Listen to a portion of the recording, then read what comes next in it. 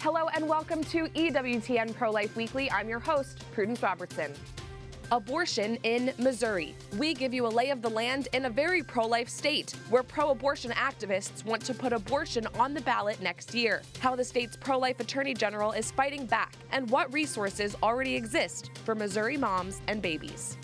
Congressional update. The latest on the National Defense Authorization Act. This legislation, enacted annually to fund the military, includes amendments to protect life. Having advanced through the House of Representatives, will these pro-life amendments stand in the Senate's version of the bill? And final passage overall?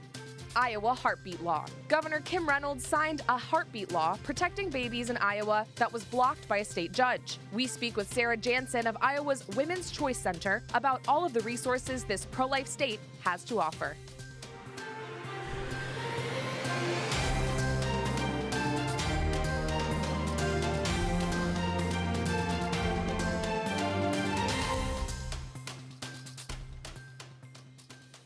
Abortion activists in Missouri want to put an amendment on the ballot in 2024 that would enshrine abortion in the state. So far, pro-life Republican Attorney General Andrew Bailey has refused to allow the amendment to appear on the ballot in 2024. Defiant abortion promoters have now escalated the case as high as the state's Supreme Court. Potential ballot amendments in Missouri must be reviewed for financial impact, and the Attorney General refuses to give this amendment the green light. He says the state auditor's assessment of its cost is far too low.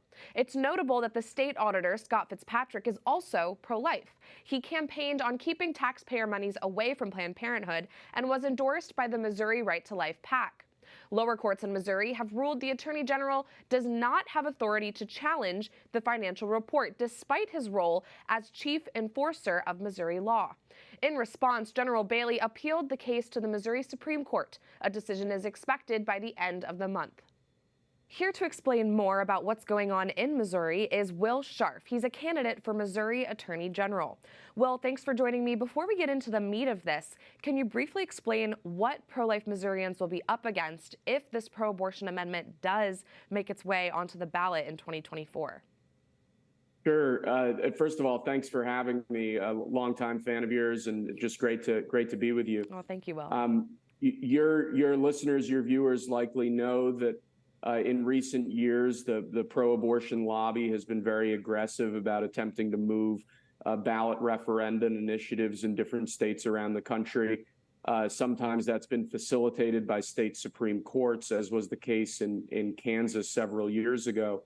What we're seeing in Missouri now is a continuation of that trend. We're seeing pro-abortion groups that can't pass bills in the legislature, don't have control of any statewide offices, really don't have much of a political constituency in the state, attempting to achieve through confusingly worded ballot initiatives what they can't achieve through the normal democratic process of representative government. There are a number of different measures that the pro-abortion community is attempting to get on the ballot in Missouri, ranging from elective abortion on demand at any stage to somewhat more limited measures. But to say the least, if they're successful in getting a pro-abortion measure on the ballot next year, we're in for a very serious fight. And I think all of us who care about life issues in Missouri are eyes open about the challenges that we as a movement face in the coming year. Right. And Will, this is a unique set of circumstances in Missouri. I'm hoping that you can break it down for us. And something important that I hope you can clear up for our viewers is what's going on between the AG and the state auditor right now. Two leaders with seemingly pro-life records, but they seem to be at odds on approving this initiative. Right. So it's a funny dispute. It's a hyper-technical dispute. But fortunately, we pro-life Missourians seem to be the beneficiary of the dispute, at least for now. Sure. What's going on is the auditor is responsible for preparing what's called a fiscal note. That's some materials that accompany a ballot initiative explaining how much the initiative would cost if it were passed or if it were to fail. The Attorney General tried to submit information to be included in that fiscal note that the auditor didn't think he could lawfully include. And now somehow they're litigating in front of the state Supreme Court over this kind of arcane aspect of the initiative petition process. Fortunately, though, for us, as long as they are litigating, the pro-abortion lobby can't start collecting signatures for this initiative petition. So as long as this is tied up in the courts, we're effectively running the clock on the pro-abortion movement. And that's really to our benefit, those who care about life issues in the state. So it's an interesting kind of quirky legal argument. I wouldn't say who I think has the better argument here. But I think we are all hopeful that it will be difficult for the pro-abortion lobby to gather enough signatures on time to get this thing on the ballot. And we're also, we're all getting ready to dig in to fight if they do manage to get it on the ballot. Right. And Will, you're running for Attorney General in the state. So I'm curious how you would handle a situation like this. If this pro-abortion amendment were on the ballot and you were the Attorney General, what would you do to stop this extremism from encroaching such a pro-life state? Yeah, I mean, we need to fight like hell for life. I mean, we need to be trying to protect every baby. It's an important issue to me personally. I was policy director to a previous governor of Missouri. We actually called a special session of the legislature to pass pro-life, pro-mother measures in the summer of 2017. Because back then we faced a similar issue to what we may face in the future, which is the pro-choice community attempting to kind of steal a march on pro-lifers in the state. But we were successful then. Missouri was essentially an abortion-free state even before Dobbs, which was an incredible accomplishment. And I think that as long as pro-lifers in Missouri get together and fight hard, we're going to be able to keep Missouri abortion-free.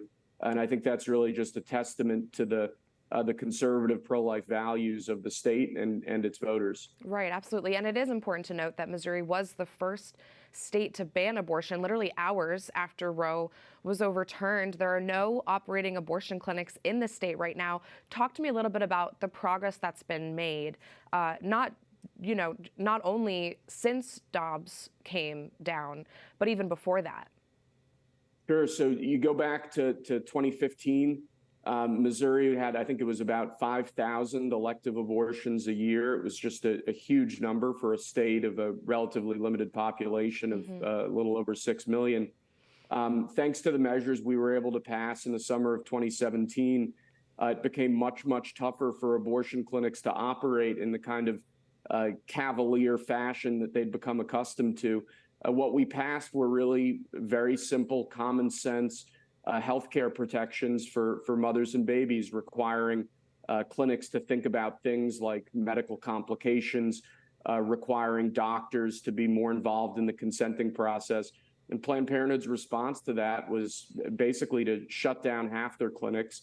At least one other was shut down after a random inspection found wildly unsafe conditions there. And finally, we've gotten to a place where Planned Parenthood, which I think is just, it's a frankly evil organization. Planned Parenthood has decided that it's not worth attempting to fight us, and they've pulled out of the state. So that's a victory, but it could be a temporary victory. That if these pro-abortion lobbyists and advocates are able to change our state constitution to establish, a new legal regime around abortion clinics, everything that we've fought for the better part of a decade would be at risk. I think you mentioned it. It was a powerful statement that post-Dobbs, actually, former Attorney General, now Senator Eric Schmidt, signed basically a proclamation taking into effect our trigger law. Sure. But the fact that Missouri was the first state to move after Dobbs really shows to me it's indicative of Missouri's broader leadership on issues of life. And certainly as a candidate, if elected, I'd look to be a leader on life issues, as many others in Missouri have been for a long time. That's assuring to hear. It's good to know that Missourians are still on offense for life, and we're grateful that you could join us today. Thanks so much, Will Scharf, candidate for Missouri Attorney General. Thanks so much for having me. Of course. Last year, Missouri became the very first state to enact pro-life laws after the overturn of Roe v. Wade, just hours after the Supreme Court struck down the so-called right to abortion. Since that day, and even before the fall of Roe, Missouri has initiated robust programs to protect babies. There have even been efforts in the state legislature to penalize anyone who assists a Missouri resident seeking an abortion out of state. Situated right next to Illinois, an abortion hub, pro-life Missourians have their work cut out for them when it comes to stopping pro-abortion groups and lobbyists from encroaching upon their state, which has truly become a safe haven for unborn children. Joining us now is Jamie Morris, Executive Director of the Missouri Catholic Conference. Jamie, thanks for joining me. Talk to me about the Catholic footprint in Missouri. If a pro-abortion ballot amendment were to show up on the ballot next year in your state, would pro-lifers be equipped to defeat it? That's the hope. Obviously, the track record thus far nationwide on these ballot initiatives has not been great. Right. And so that is our main focus now, even early into the process, is trying to gather coalitions, whether at the parish level, whether at just kind of through statewide pro-life groups, of making sure that individuals will be equipped to go out and talk to their neighbors about this and let them know what these ballot initiatives will ultimately do in a state like Missouri. And so we hope that our network will be very engaged, and we plan to do as we do with any type of legislative or ballot issue, is make sure individuals are educated and know, because it obviously this will come down to really a messaging sort of fight. Right. And make sure that everyone has the correct information and knows, again, what these ballot initiatives will truly do. Mm-hmm. And Jamie, Missouri was the first state to ban abortion after the overturn of Roe last year. I believe it was literally hours after the decision came down. So talk to me about the resources that your state has provided for pregnant moms and parents between now and then. It's clearly a pro-life state. Yes, and even before the Dobbs ruling and the overturning of Roe, I had said that Missouri has sort of been operating in a post-Roe environment for a few years, and so I feel like we've kind of already been in this area even before Dobbs. We had only one active abortion clinic in the state, in St. Louis, that was really had, for all intents and purposes, stopped performing abortions. But the challenges are the same. We know now in the state that a lot of women are going across the border into Illinois, Kansas, and other places. Sure. And so our focus has been, in a pro-life state like Missouri, is to get resources to the women that need it. We know that if a woman is abortion-minded, something has probably gone wrong in the process somewhere. There's a need there. And so we have, and we've had this for a couple decades now almost, the Alternative to Abortion program in the state of Missouri. That's been funded, I believe, over $8 million this year. Wow. For programs to help women make the decision to either keep the child or to put a child up for an adoption. And this is a wide array of services that are provided. It's information on services, but it gives adoption assistance, drug abuse, assistance, domestic abuse protection, whether it's in the needs are food, whether it's medical, whether it's financial. There's a wide array of programs that fall under this umbrella. And so, we've done a very good job of addressing, the supply of abortion. And so we continue to try to fight against the demand. And, Sure. Where are those needs? We have, a tax credit program for donations to maternity homes. And even legislatively this last session, we expanded our Medicaid eligibility for postpartum women from 60 days after the birth of their child to now 1 year, because we know that first year is so important. And, those are the types of things that in a post-Roe world, the pro-life community in Missouri is really focused on. Is again, we did a good job. We did a good job of getting abortion services out of the state, but there's still work to be done to reach these women and make it that abortion's not just illegal in the state, but is also unthinkable. Well, Jamie Morris of the Missouri Catholic Conference, thanks for joining us. We're praying for your state, and we're grateful for all the work that you do for unborn children. Thank you so much. Been a pleasure. God bless you. God bless you. Up next, some more pro-life headlines moving the nation this week. The FDA has approved the O-pill, making birth control pills available over the counter without a prescription for the first time. O-pill brings with it a laundry list of possible side effects and warnings, including irregular bleeding, the development of ovarian cysts that could become cancerous, increased chances of liver disease, and mood changes, including depressive thoughts. Teenagers seem to be most at risk, who are less informed about their fertility and thus more likely to consistently take the pill. They are also at a heightened risk of depression. The National Catholic Bioethics Center calls this move a violation of the Hippocratic Oath. The pill will likely hit shelves in pharmacies and supermarkets next year. Mississippi Attorney General Lynn Fitch is leading 18 other attorneys general across the country in a call for transparency from the Department of Health and Human Services when it comes to out-of-state abortion reporting. President Biden's HHS Secretary Javier Becerra has proposed a rule change that would conceal the medical records of women who travel out of their home state to end the life of their unborn child. The rule change would also apply to people who travel out of state to obtain sex change surgeries. The letter explains that this is the latest move in a continued partisan effort by the federal government to override state abortion laws, especially in states that are working hard to eliminate death by abortion. And a new movie that you've probably heard of called Sound of Freedom is topping charts across America. The independent film released by Angel Studios tells the true story of a man named Tim Ballard, who has rescued many children from the diabolical trade of sex trafficking. The movie stars Jim Caviezel, well known for his portrayal of Jesus in The Passion of the Christ. As of July 17th, the movie had grossed over $85 million in the United States alone. Sound of Freedom is set to be released internationally in August. Despite numerous mainstream media outlets discouraging viewers from supporting the movie, its popularity and pro-family message has spread like wildfire. People all over America are reporting sold-out theaters and even unexpected standing ovations. Coming up, Congress debates vital funding for the military. Will this year's National Defense Authorization Act include pro-life protections and keep taxpayer dollars from funding military abortions?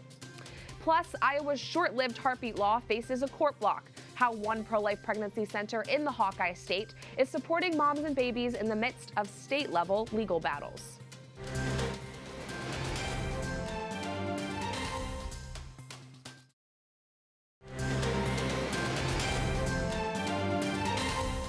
You're watching EWTN Pro-Life Weekly. I'm Prudence Robertson. Welcome back to the show. In Congress, lawmakers are in the midst of a partisan tussle to approve the National Defense Authorization Act, a must-pass bill that usually gets tagged with special interest legislation. Last week, the bill advanced through the House of Representatives and was sent over to the Senate containing pro-life amendments. Here's more. When you are advocating for a service member to have a child whipped from their womb, they can't deploy. To say that this is constitutional and it's an argument, to say that Republicans are somehow attacking women in service because we support this is not only a lie, but it completely just destroys everything that this military stands for. That was Congresswoman Ana Paulina Luna, a pro-life veteran who now represents Florida's 13th district and is expecting her first child. She was speaking in favor of a pro-life amendment to the National Defense Authorization Act, also known as the NDAA. Each year, the NDAA is advanced on generally bipartisan grounds. Its purpose, to authorize funding for the U.S. military. But this year, the legislation has been controversial, with pro-life Republicans working to include amendments to suspend the Biden administration's recent extreme moves on abortion and coverage for gender-changing surgeries. Congress must restore the right that was taken away in Roe v. Wade and protect Roe v. Wade. The Vice President and I are doing everything to protect access to reproductive health care and safeguard patient safety. But already more than a dozen states are enforcing extreme abortion bans.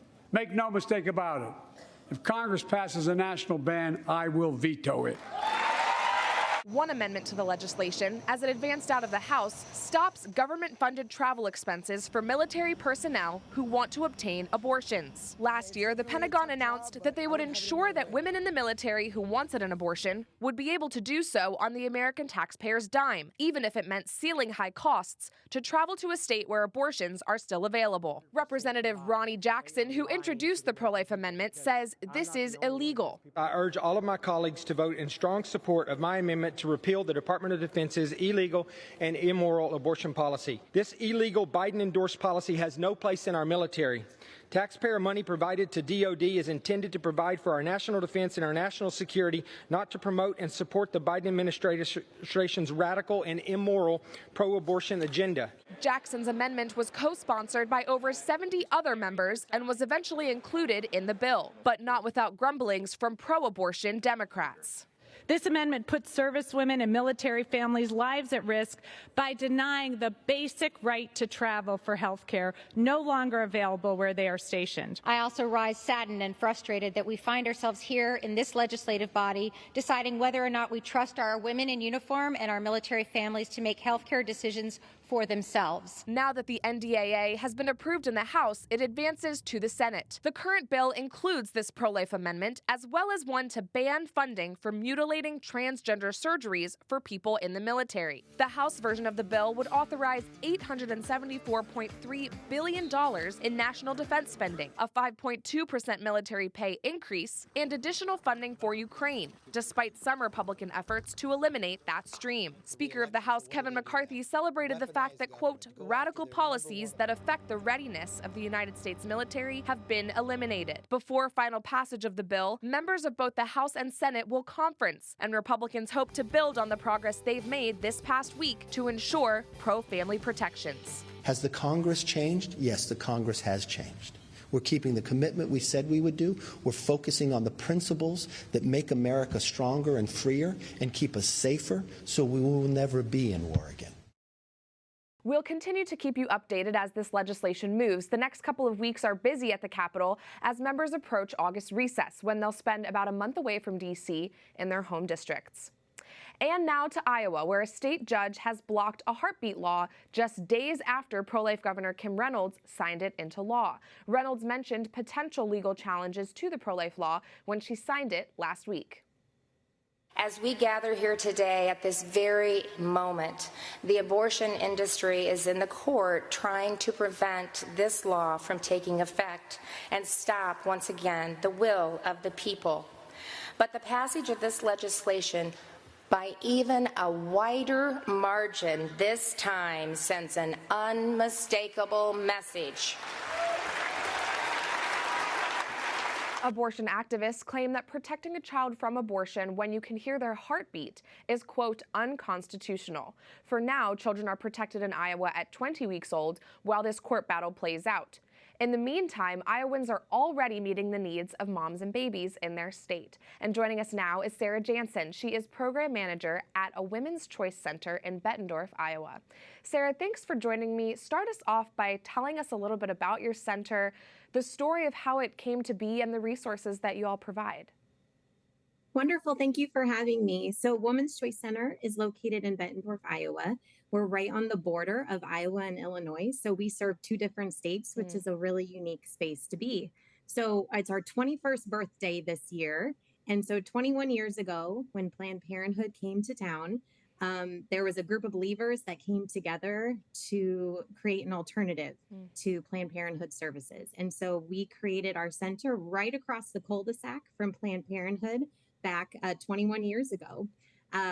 Recently, about 5 years ago, when Planned Parenthood closed after lots of prayer and petition, we purchased that building and have now redeemed it for life. So that's where we are now in Bettendorf, serving women in the Quad Cities in both Iowa and Illinois.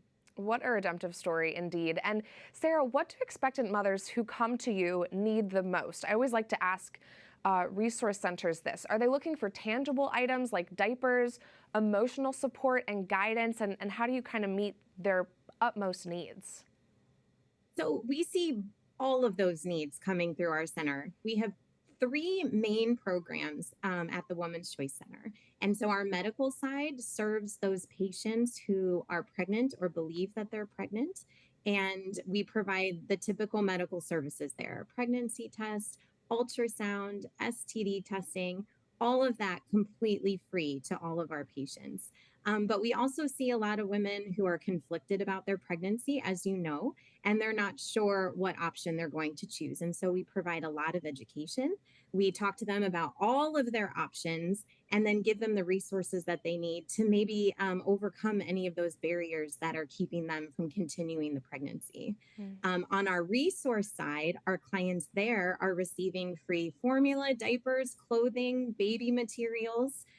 So that is a huge need in our community, especially after babies are born. We support them on the patient side and then continue to support them on the client side through our resource closet. But we also meet their emotional needs and educational needs through a counseling program that's available completely free for any patient or client, especially those who are post-abortive.